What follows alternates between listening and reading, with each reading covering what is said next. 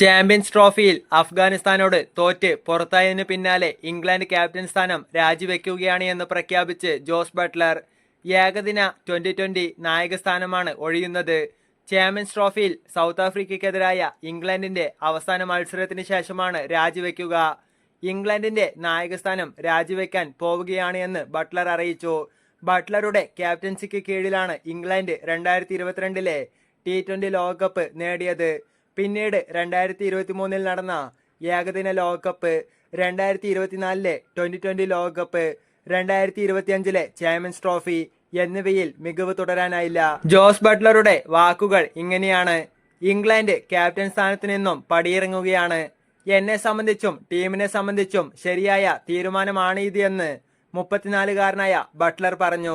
മറ്റൊരു വാർത്തയെന്ന് പറയുന്നത് ചാമ്പ്യൻസ് ട്രോഫിയിൽ ന്യൂസിലൻഡിനെതിരായ അവസാന ഗ്രൂപ്പ് മത്സരത്തിനു മുമ്പ് ഇന്ത്യക്ക് തിരിച്ചടിയായി ക്യാപ്റ്റൻ രോഹിത് ശർമ്മയുടെ പരിക്ക്. തുടയിലെ പേശികൾക്ക് പരിക്കേറ്റ രോഹിത് ശർമ്മ ഇന്നലെ പരിശീലനത്തിന് ഇറങ്ങിയില്ല. പാകിസ്ഥാനെതിരായ മത്സരത്തിനിടയിലാണ് രോഹിത് ശർമ്മയ്ക്ക് പരിക്കേറ്റത്. പിന്നീട് ഗ്രൗണ്ട് വിട്ട രോഹിത് ശർമ്മ തിരിച്ചെത്തിയിരുന്നു. ഇന്ത്യക്കായി ഇന്നിംഗ്സ് ഓപ്പൺ ചെയ്യുകയും ചെയ്തു. ഇന്നലെ ഇന്ത്യൻ ടീം പരിശീലനത്തിന് ഇറങ്ങിയപ്പോൾ രോഹിത് ശർമ്മ ബാറ്റിംഗ് പരിശീലനത്തിന് ഇറങ്ങിയില്ല എന്ന് ക്രിക്ബസ് റിപ്പോർട്ട് ചെയ്തു. പരിക്ക് വഷളാകാതിരിക്കാനാണ് രോഹിത് ശർമ്മ പരിശീലനത്തിൽ നിന്ന് വിട്ടുനിന്നത്. അതേസമയം വൈസ് ക്യാപ്റ്റൻ ശുഭ്മാൻ ഗില്ലും പരിശീലനത്തിൽ പങ്കെടുത്തിരുന്നില്ല. പരിക്ക് മൂലമാണോ ഗിൽ വിട്ടുനിന്നതെന്ന കാര്യം വ്യക്തമല്ല.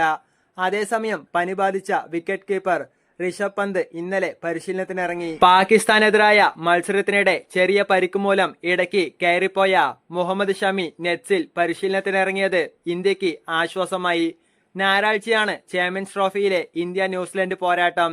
ഇരു ടീമുകളും നേരത്തെ സെമിയിലെത്തിയെങ്കിലും ജയിക്കുന്ന ടീമിന് ഗ്രൂപ്പ് ചാമ്പ്യന്മാരാകാം. ഗ്രൂപ്പ് ചാമ്പ്യന്മാരായാൽ ഗ്രൂപ്പ് ബിയിലെ രണ്ടാം സ്ഥാനക്കാരെയാണ് സെമിയിൽ നേരിടേണ്ടി വരിക.